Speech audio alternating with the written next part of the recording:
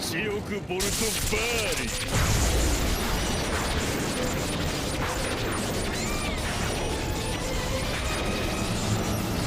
まさかあいつ雷が効かないの？やめろ！ゴムだから。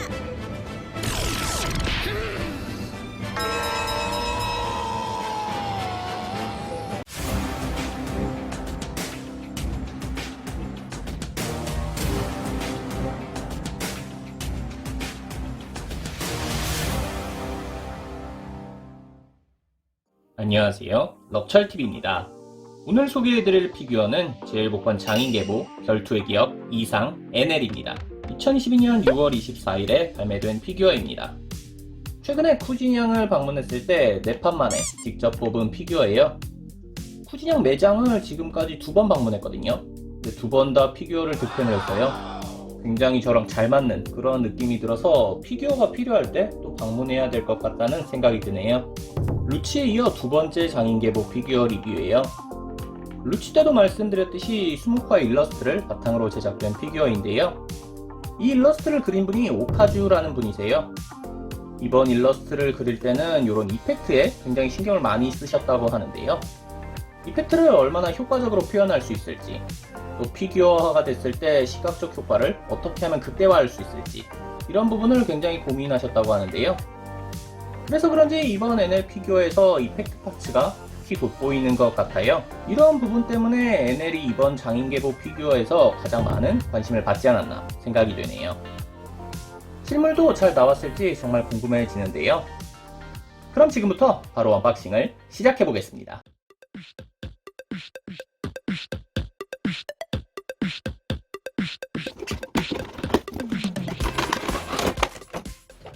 구성품이 생각보다 풍성하네요.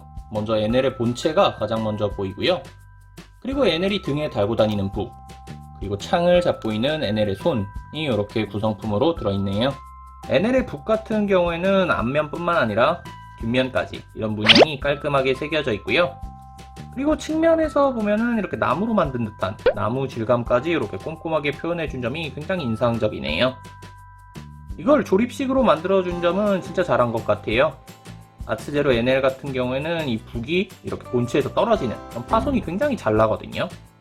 근데 이렇게 조립식으로 만들어준 덕분에 그런 파손에 대한 우려는 굉장히 적어진 것 같네요. NL의 창 같은 경우에는 손에 이렇게 결합을 하는 형태로 나올 줄 알았거든요.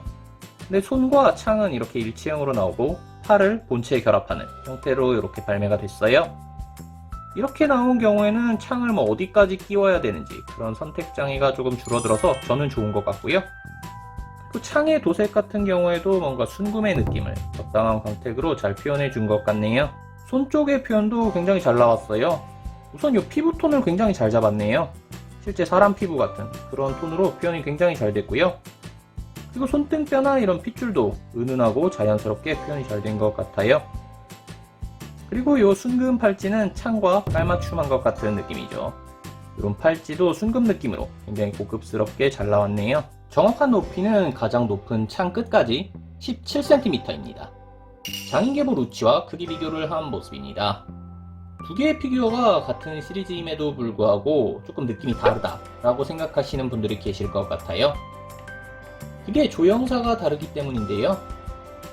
그래도 두 개의 피규어가 같은 땅치기 포즈를 하고 있고 사이즈도 굉장히 잘 맞아서 시너지 효과가 굉장히 좋은 것 같고요. 장인계보 빌런 피규어들만 다 모아도 굉장히 멋진 전시 효과를 보여줄 수 있을 것 같다고 생각이 드네요. 아트제로 루피와 크기 비교를 한 모습입니다. 이번 장인계보 피규어들이 이펙트가 달려있기 때문에 아트제로와 얼마나 잘 어울리는지 이 부분을 궁금해하시는 분들이 꽤 많더라고요. 제가 느끼기에는 이번 장인계보 피규어들이 아트제로보다는 살짝 작은 느낌인데요. 근데 또 그게 큰 차이는 아니고요. NL 같은 경우에는 이런 클리어 이펙트까지 달려있어서 같은 아트제로처럼 잘 어울린다고 생각이 되네요. 장인계보 루피가 마음에 안 드시는 분들은 보시는 것처럼 아트제로 화건총 루피나 아트제로 정상결전 루피를 함께 전시하는 것도 좋은 선택지가 될 것 같네요. 이펙트를 자세히 살펴볼게요. NL의 번개를 노란색이 아닌 파란색으로 표현해줬는데요. 번개가 사방으로 이렇게 불규칙하게 뻗어나가는 모습을 굉장히 역동적으로 표현을 잘 해줬네요. 바닥에 깔린 번개도 이렇게 하나하나 날카로움을 살려서 정교하게 표현을 잘 해줬고요. 이런 번개 이펙트는 아츠제로 감마나이 프로우나 아츠제로 나미에서 본 것 같은 느낌인데요. 그런 제품들의 번개보다 훨씬 더 크고 찌릿찌릿한 느낌을 잘 살려준 것 같네요. 그리고 이렇게 길게 뻗어나간 번개를 살짝 연성이 있는 이런 고무 재질로 만들어줬어요. 그래서 파손에 대한 우려도 거의 없을 것 같네요. 단점은 이게 고무 재질을 써서 그런지 개봉을 할 때부터 뭔가 고무 냄새가 굉장히 많이 나더라고요. 그리고 클리어 이펙트 파츠이기 때문에 조명을 비춰주면 더 멋진 연출을 할 수 있어요. 보시는 것처럼 아래쪽에서 조명을 비춰주니까 진짜 번개가 일어나는 것 같은 멋진 느낌을 받을 수 있는 것 같네요. 피규어가 작기 때문에 얼굴이 뭔가 해상도가 떨어지는 흐릿한 느낌이 날 줄 알았거든요.